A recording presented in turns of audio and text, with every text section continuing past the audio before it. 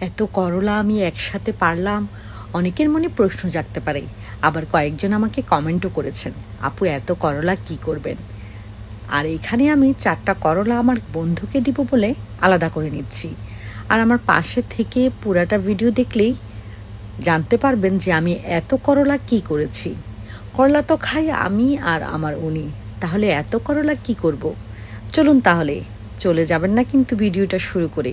তাহলে কি করে দেখবেন এত করলা আমি কি করেছি। ছোটবেলায় যখন মা করলা ভাজি করত, চোখের যত পানি আছে ওই দুপুরের খাবার টেবিলেই পড়ে যেত এই করলা ভাজি দেখলে। আর এখন করলা ভাজি আমার খুব পছন্দ।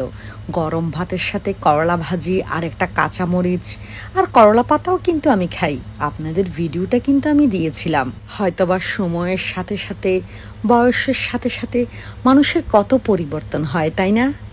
তো দেখতে থাকুন। করলাগুলো কিন্তু বেশি একটা ধোয়ার প্রয়োজন হয়নি। জানেন তো আজ কতদিন ধরেই বৃষ্টি হচ্ছে, তাই একটু পানিতে চুবিয়ে নিলাম।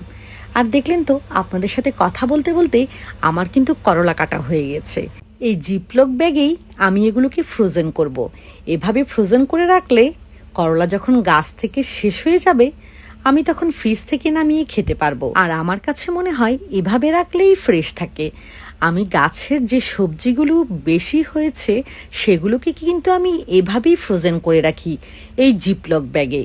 এই জিপলক ব্যাগটা আমি আমার এখানকার ইকিয়া শপ থেকেই নিয়েছি। অনেকেই সিদ্ধ করে রাখে, কিন্তু আমার কাছে এভাবেই ভালো লাগে। আমি সবসময়ই সবজিগুলোকে এভাবেই রেখে দেই ফ্রোজেন করে অনেক দিনের জন্য।